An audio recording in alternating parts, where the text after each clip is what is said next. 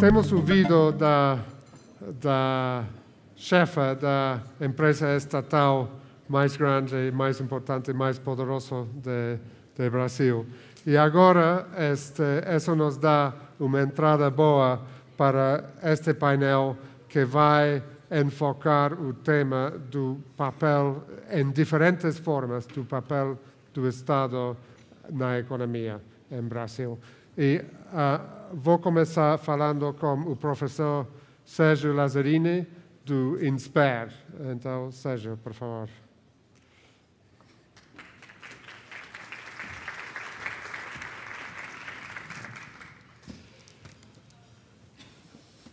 Muito obrigado por vir, Sérgio. Eu que agradeço.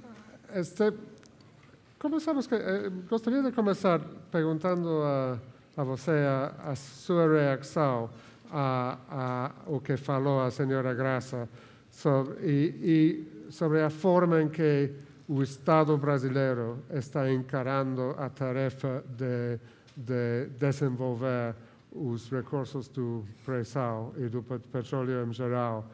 Se está bem, se está ruim, ou se está intermeio, não? Sim. Eu acho que tem, no caso da Petrobras, uma mistura de boas notícias e notícias que causam um pouco de preocupação.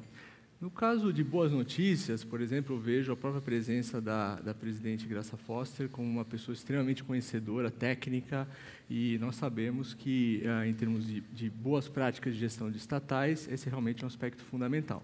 Outro aspecto fundamental na gestão das estatais é a sua participação em bolsa, abertura de capital, o seu processo de transparência. Isso também nós fomos no Brasil pioneiros. Me preocupa um pouco quando nós tivemos o início das discussões do pré-sal, por exemplo, quando nós tivemos a capitalização da Petrobras foi muito grande em 2010, onde ocorreram reclamações de diluição dos acionistas minoritários, questões de preço, né?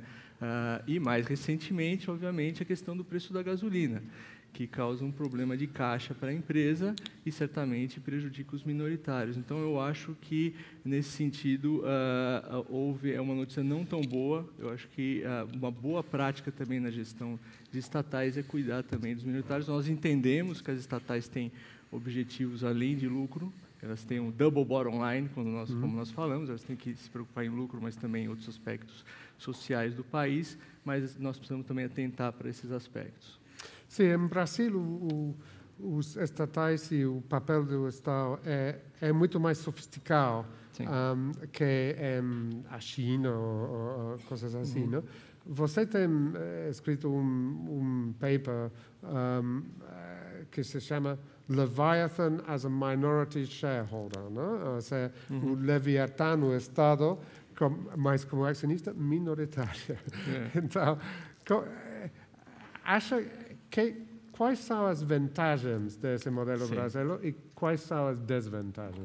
Só para explicar, quer dizer, tem um argumento nosso é que nós tivemos grandes estatais, talvez o pico foi no nosso período militar da ditadura e posteriormente no início da democracia e tivemos um grande processo de privatização.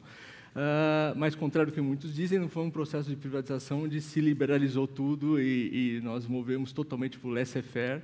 Na verdade, nós tivemos uma forte presença do Estado, só que foi uma presença mais irradiada a partir de participações minoritárias do BNDES e de fundos de pensão de estatais. Tá certo? Esses dois atores têm algumas características muito positivas. E entrando como minoritário, significa que eles podem entrar mais em parceria com o capitalista privado, que executa ou gere a sua empresa privada, mas com capital estatal da forma minoritária. Então, a grande vantagem disso é essa possibilidade do Estado corrigir uma eventual falha de capitalização que esses capitalistas privados têm e deixar a gestão para o setor privado. A outra característica desses atores é que eles são um pouquinho mais pacientes, eles não são sujeitos a essas oscilações de curto prazo do mercado, permitindo, portanto, que os capitalistas consigam tocar projetos de mais longa duração, como o professor Luciano Coutinho disse. A questão é que, às vezes, esse modelo também tem alguns riscos. como a gente chama, por exemplo, o problema de interferência residual. Acho que isso ficou bastante claro no caso da Vale, né, onde você teve participação de acionistas minoritários, desses acionistas minoritários, fazendo ou pressionando a empresa para fazer determinadas ações que, no nosso ponto de vista, talvez não seriam ótimas, não seriam excepcionais para a empresa, né? Então, acho que essa é uma questão que precisa ser equacionada. Outra questão é à medida que você tem a decisão sobre selecionar as empresas que você vai investir. Então, por que esta empresa versus aquela? Eu fiquei surpreendido quando abri a sessão com a senhora Graça. Eu esperei que ia haver 10, 20 perguntas. E houve somente uma de uma estrangeira. O brasileiro tem medo? Tem medo do Estado? Essa é uma ótima pergunta. Eu tenho conversado com empresários e, certamente, o Estado brasileiro impõe muito respeito. Às vezes, até a gente vê um empresário um pouco mais crítico a essas intervenções, mas, em termos da ação efetiva, ele fala, não, agora nós vamos, né, tem que lidar com um certo cuidado.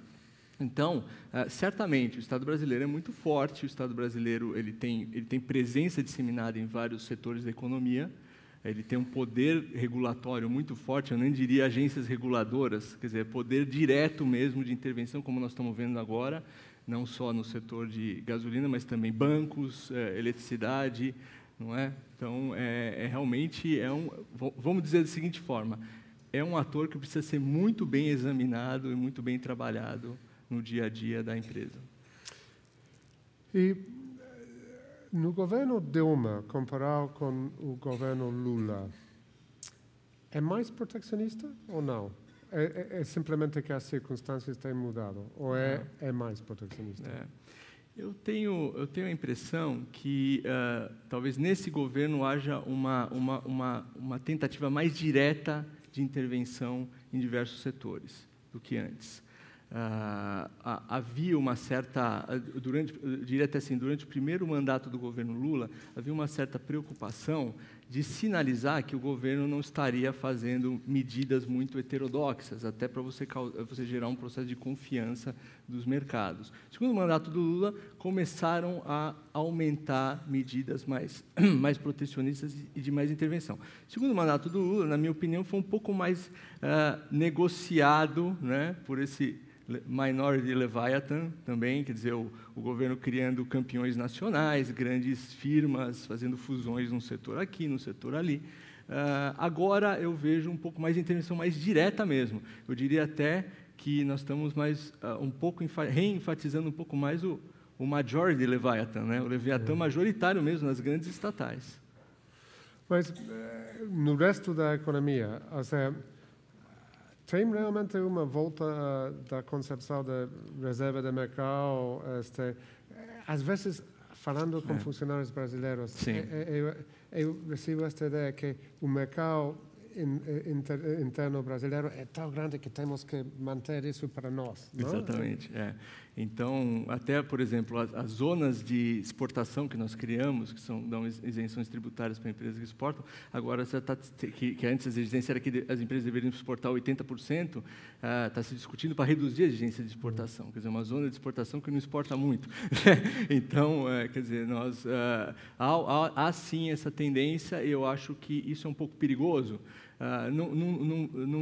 Não há dúvida de que o Brasil é um mercado muito grande, que deve ser explorado. Nós tivemos políticas sociais que aumentaram, que causaram a ascensão da classe média. Nós temos um mercado muito grande. Mas o problema de voltar para o mercado interno é que você perde a disciplina do mercado externo. A disciplina do mercado externo é muito forte, porque para aumentar, né, a sua pressão competitiva e tudo mais. E tem um risco que o Brasil fica fora das cadeias globais de produção? Exatamente. Nós estamos agora num novo paradigma mundial, onde se fala mais em cadeias globais de produção do que propriamente de cadeias totalmente internalizadas no país. Então, eu acho que nós temos que tomar algumas decisões, dizendo, nesse setor não somos competitivos. Não há o que fazer, né? Eu entendo que há o argumento de que a indústria é bastante geradora de empregos, e a indústria também, em geral, é um setor mais produtivo em geral, do que outros setores. Mas, por outro lado, há a possibilidade de aumentar a produtividade, de explorar tecnologias. Até a agricultura, por exemplo, no Brasil, cresceu muito e teve ganhos muito expressivos de produtividade. Então, nós temos outras vantagens. O governo entende esse risco? Eu acho que há uma visão de que a indústria é absolutamente fundamental, em geral, e que ela deve ser protegida, né? Eu não discordo de que a indústria é importante, mas existem indústrias e indústrias. Nós mesmos fizemos estudos que mostram que as indústrias variam muito nos ganhos de produtividade que elas fizeram. Teve indústrias que, apesar de apoio, subsídios e proteção, não tiveram ganhos de produtividade nos últimos 15 anos. É um pouco complicado você continuar enfatizando essas indústrias. Muito bem, muito obrigado, Sérgio. Obrigado. Vou convidar você a que mude de poltrona e vou convidar a Marcelo Halaki a vir a juntar-se aqui. É mais fácil se você se senta aqui, acho, não? Marcelo, você é de Jones Day, não? Estudo empresa de advogados internacionais de Nova York. Você é brasileiro de Nova York, como vários. E também, não sei se entendo bem a situação dos advogados estrangeiros, mas tenho lido que vocês são sujeitos um pouco duvidosos, não? Para alguns aqui, não? Explica-nos, como fica a situação de vocês? Podem trabalhar aqui como advogado ou não? Sim, só para responder a sua pergunta, então eu sou brasileiro, nasci no Rio, mas eu cresci primeiro na Bélgica e nos Estados Unidos, onde eu estava trabalhando muitos anos, e eu estava, até esse ano, eu estava baseado em Nova York. Eu sou sócio do escritório de Jones Day, que é um dos maiores sócios americanos e internacionais, com escritórios no mundo inteiro. E Jones Day, por exemplo, abriu um escritório aqui em São Paulo o ano passado. É um movimento de abertura de escritórios, de vários escritórios de Nova York e ingleses têm aberto o escritório nos últimos anos, porque até poucos anos atrás, esse trabalho brasileiro internacional de cross-border era feito mais em Nova York ou em Londres, onde os grandes escritórios tinham departamentos de América Latina baseados em Nova York, e advogados como eu trabalhávamos um dia numa operação na Argentina, ou no Equador, ou no Brasil, e nenhum país era tão grande ou ativo para justificar a presença que o escritório abrisse num desses países. Agora, isso mudou, particularmente com México e Brasil, e mais ainda com o Brasil, e com o crescimento do Brasil e das atividades cross-border das empresas brasileiras, tem agora uma necessidade dos advogados internacionais de estarem mais perto das empresas, tanto para representar, ajudar os clientes, as empresas estrangeiras que investem no Brasil, como para assessorar as empresas brasileiras que estão cada vez mais se internacionalizando. Agora, sobre a presença dos escritórios estrangeiros no Brasil, os escritórios estrangeiros no Brasil fazem direito estrangeiro, então somos consultores em direito estrangeiro. Então, nós damos assessoria às empresas sobre os aspectos internacionais, o cross-border das operações. Isso porque o marco regulatório, o marco legal, não permite a escritórios estrangeiros de fazer também direito brasileiro. Então, você tem ou o escritório brasileiro para fazer direito brasileiro e o escritório estrangeiro para a parte estrangeira. E que é o problema com isso para o cliente? Não tem problema, enfim, tem alguns clientes estrangeiros e internacionais, digamos que eles gostariam, eles estão acostumados a trabalhar com um escritório, por exemplo, mundial, e trabalham, às vezes as operações são cross-border, envolvem várias jurisdições, né? Então, às vezes, você tem uma grande empresa que faz uma aquisição que envolve ativos na China, na Índia, mas também no Brasil e na Alemanha, e o escritório gosta, algumas empresas gostam de utilizar o mesmo escritório para essas operações, mas em poucos países, inclusive o Brasil, isso não é possível, porque, enfim, pode trabalhar no caso, um escritório como o nosso, mas também temos que trabalhar com advogados brasileiros para a parte brasileira. Mas o normal, por exemplo, em Londres ou em Nova York, seria que advogado brasileiro pode ir a praticar livremente lá, não? Ou não? Um advogado brasileiro, se ele se forma em direito de Nova York, ele poderia ser um advogado num escritório americano, por exemplo.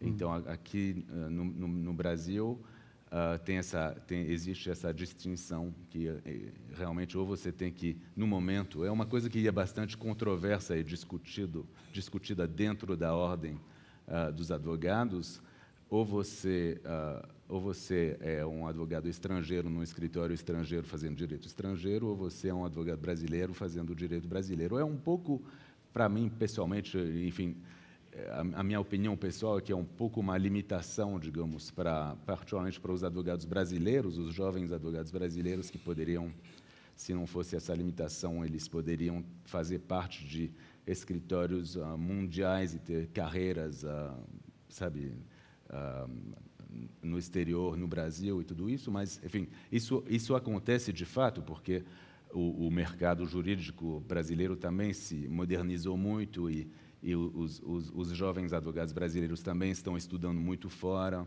estão também trabalhando, fazendo estágios, trabalhando em Nova York, em Londres, depois voltam para o Brasil, mas o mercado ainda tem que ainda tem que definir como vai ser esse marco regulatório. Mas essa regra, é correto ver essa regra como protecionista ou não?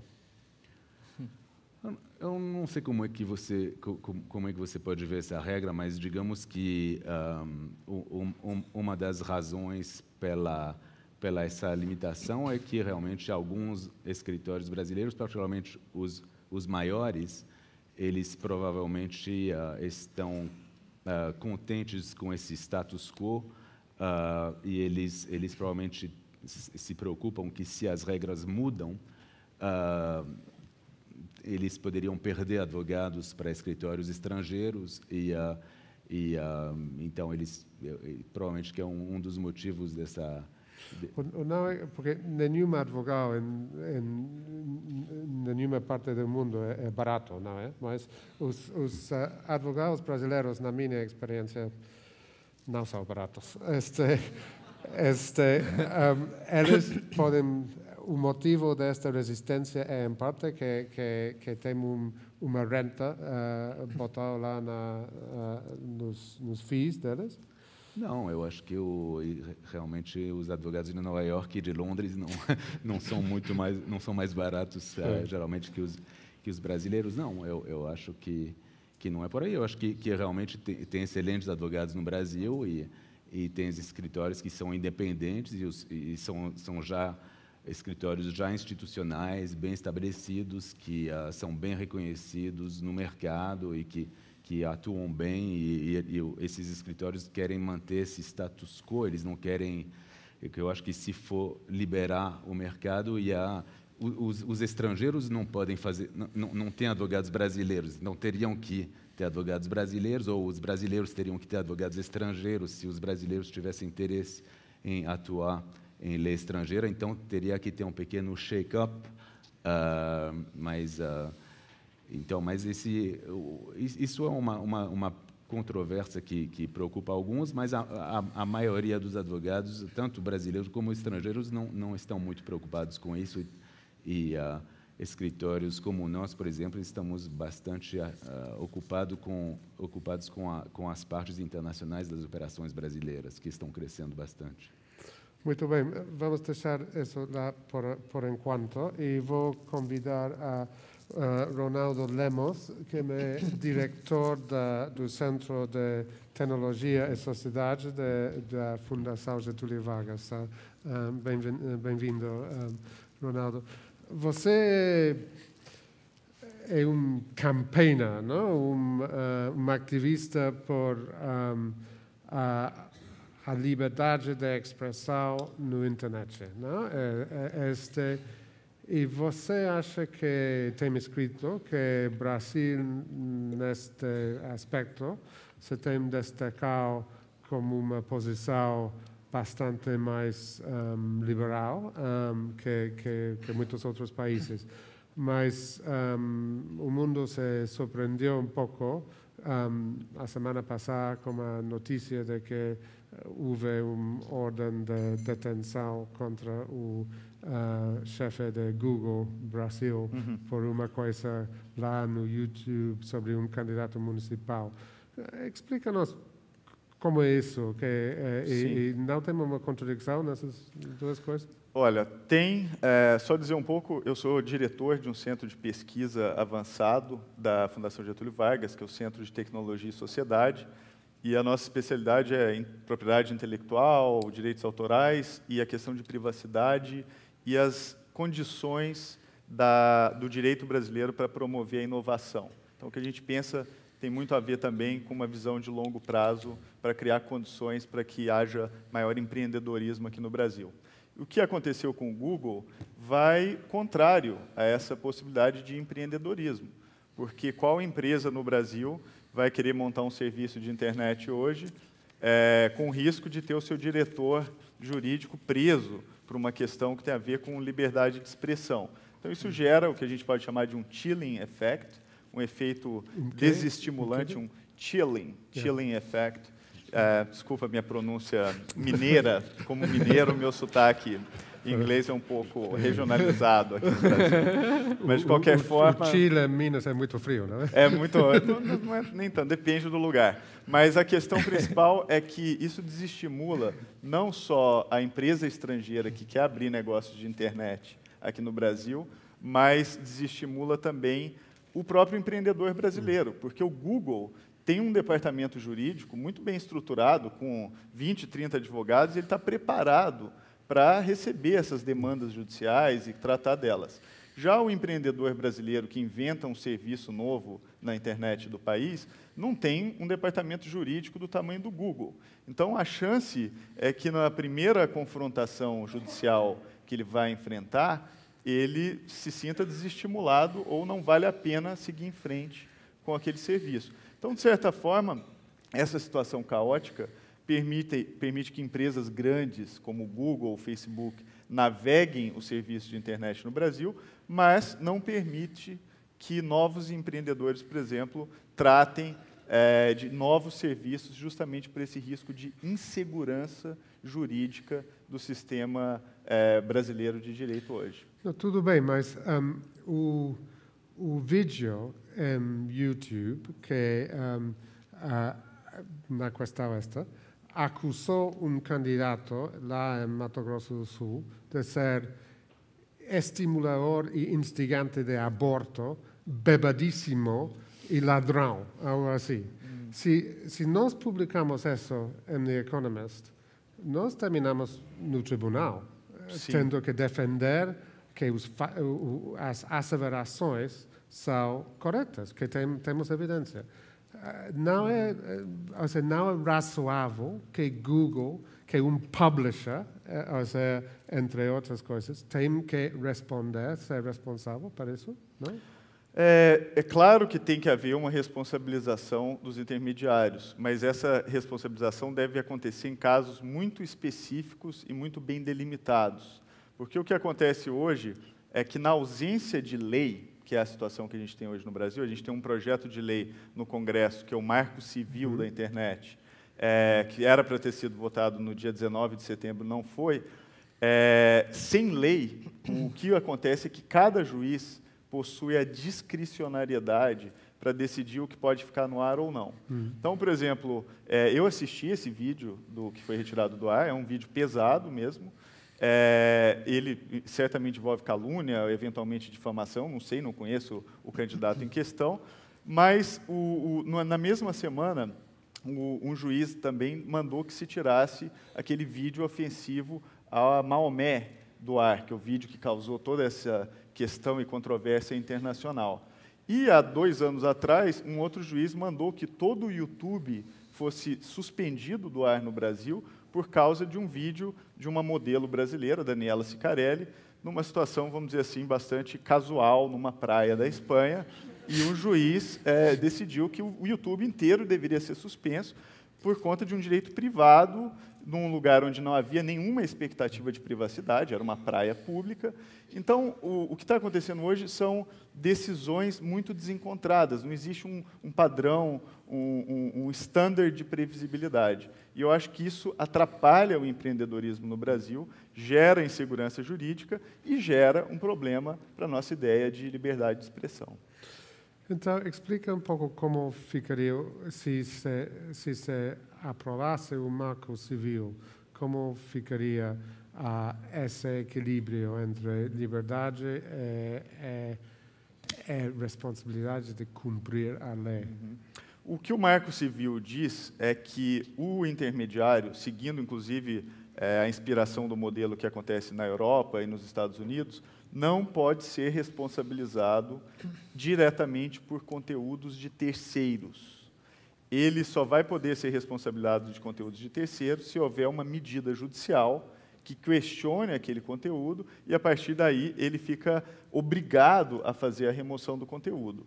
O que é importante lembrar é que isso não impede, por exemplo, que os sites adotem as suas próprias políticas de remoção de conteúdo. Então, o Google tem uma política que previne pedofilia, imagens graficamente fortes, como tem o Facebook. Essas medidas continuam em lugar, mas existe uma espécie de um safe harbor, que protege um espaço para esses intermediários, para que eles não sejam os primeiros a serem acionados toda vez que um conteúdo problemático é postado.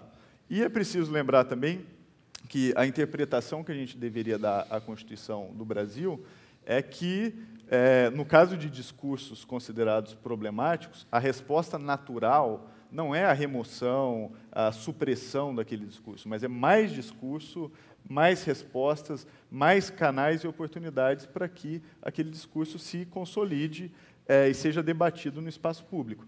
A esse respeito, além do Marco Civil, há também um caso de se rever a própria legislação eleitoral, que diz que, no artigo 57I, por exemplo, que um site que desrespeite a legislação eleitoral pode ser removido do ar por 24 horas, a mando de qualquer juiz. Então, você deu o exemplo da The Economist, seria algo semelhante a se você publicasse um conteúdo problemático, um juiz falasse, olha, na semana seguinte você não vai publicar a The Economist, você não vai poder publicar a sua edição, porque você, na semana passada, desrespeitou um conteúdo problemático. Então, acho que a lei eleitoral hoje tem uma medida muito severa com relação ao discurso. Eu acho que, como eu disse, a questão da responsabilização é importante, tem que ser prevista em lei, mas ela tem que surgir em casos especiais e não em casos excepcionais. A regra tem que ser liberdade de expressão, e discursos controversos têm que ser rebatidos com mais discursos e não com supressão e remoção de conteúdos.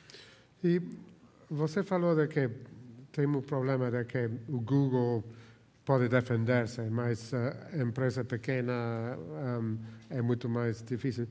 Esse clima de liberdade que tem tido, apesar desses juízes por lá, em Brasil, você tem alguma evidência que tem promocionado a formação de empresas, de novas empresas, não? Sim, sem dúvidas. O mercado de internet brasileiro vive um momento muito interessante. Acho que vai estar aqui hoje à tarde o Marco Gomes, que vai poder contar um pouco da história dele como fundador da Boobox.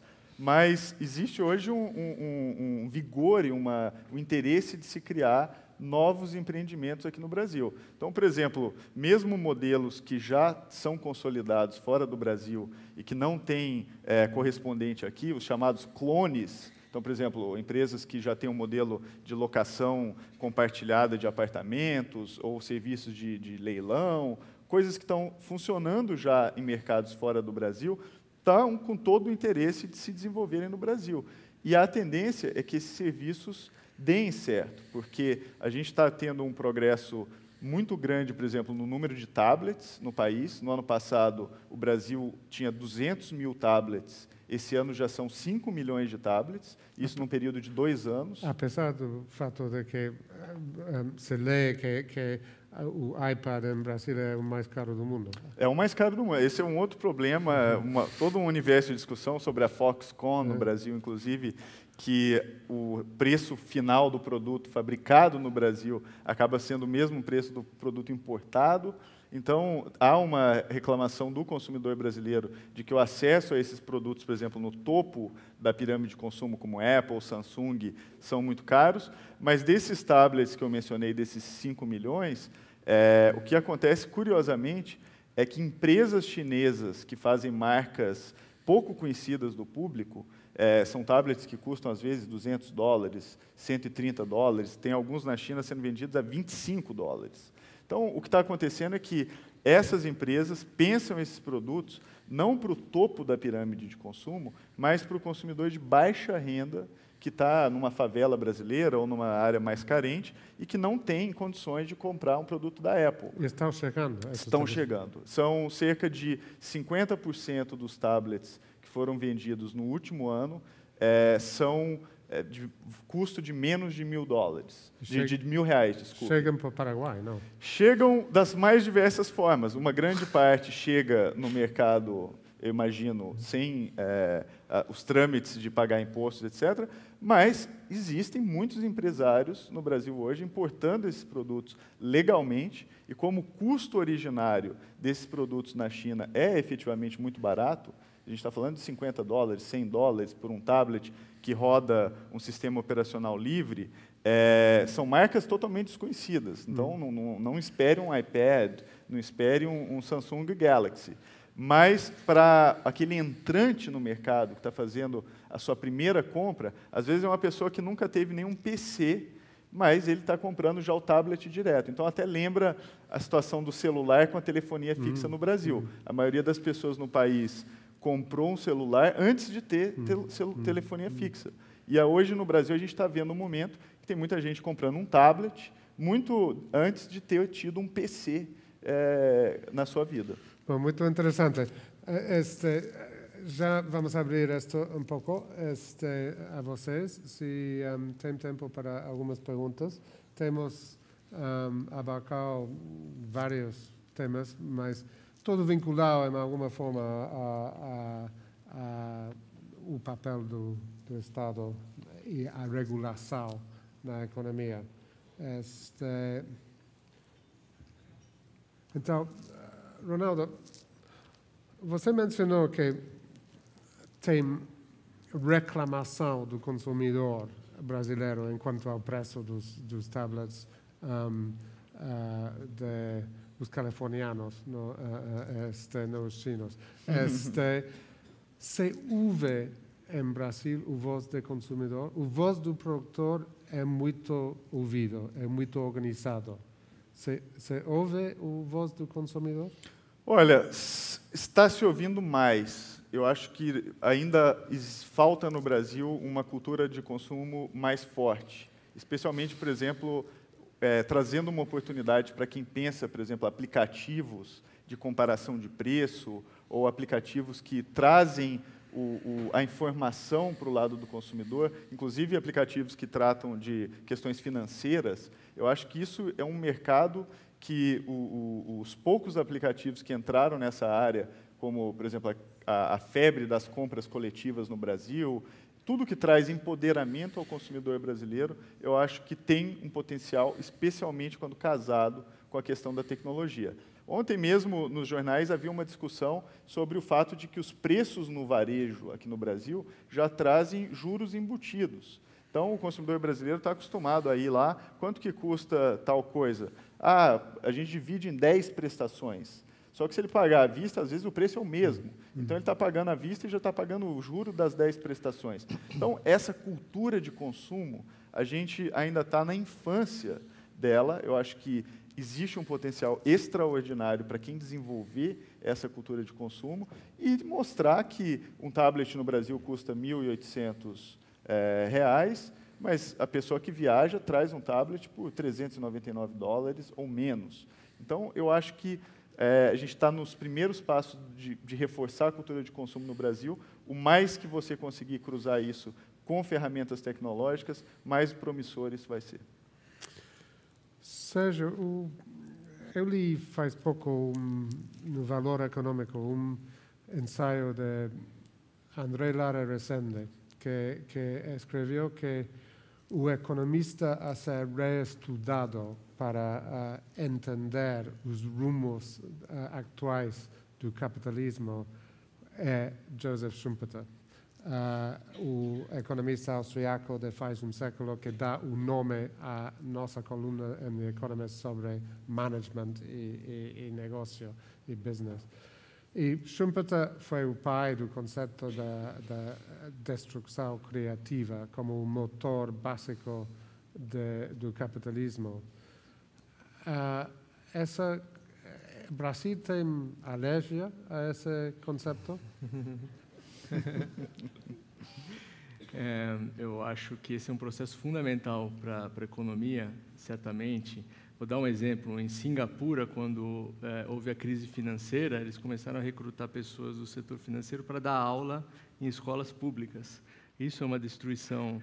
Não estou nem dizendo uma destruição criativa na linha de você criar um novo produto totalmente radical, mas de você pegar a economia e, de uma forma bastante inteligente, redirecionar os recursos para usos melhores. Eu tenho a impressão que no Brasil a gente tem meio a noção de que tal setor está tendo problema, temos que ajudar esse setor a todo custo, e menos se pensa, e você fala o seguinte, de repente, esse não é a melhor alocação de, sei lá, empréstimos públicos ou pessoas, mas a gente poderia redirecionar para outras áreas da economia.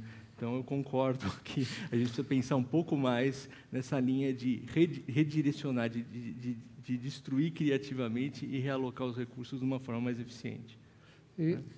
Porque tem esta, na história econômica do Brasil, tem esta tensão sempre entre a partir de 1930, o Estado assumiu o papel de organizar o capitalismo no Brasil, de criar a industrialização.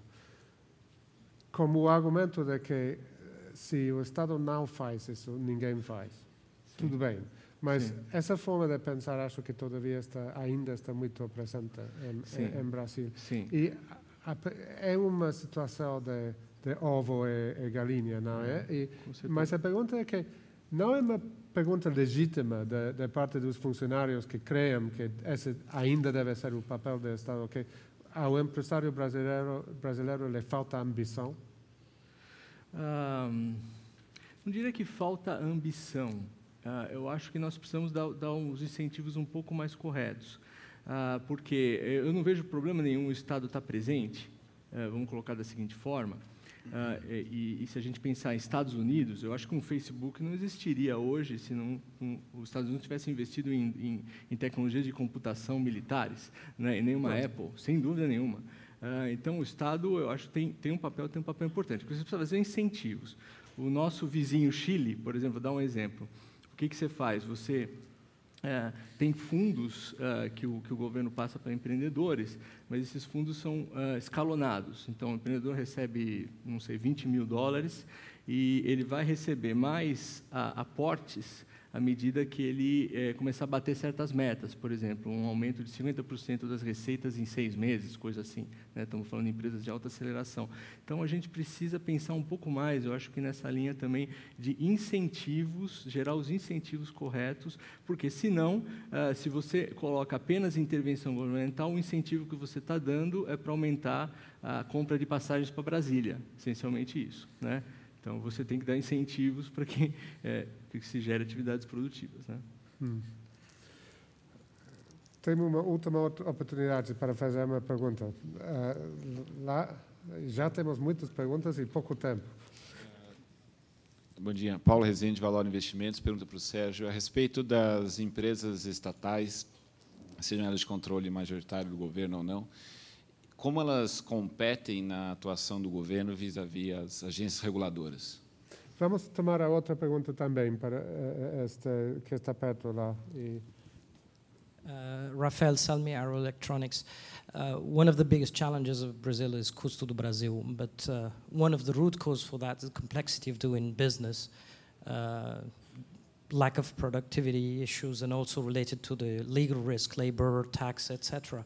How do you think Brazil will be adapting their regulation to simplify business in Brazil? Ok, muito obrigado. Sérgio, se pode responder a primeira. Paulo, excelente pergunta, é absolutamente crucial. Vamos colocar da seguinte forma, acho que o governo está usando as estatais mais como ferramentas de regulação e menos as agências reguladoras. Nós tivemos um enfraquecimento das agências reguladoras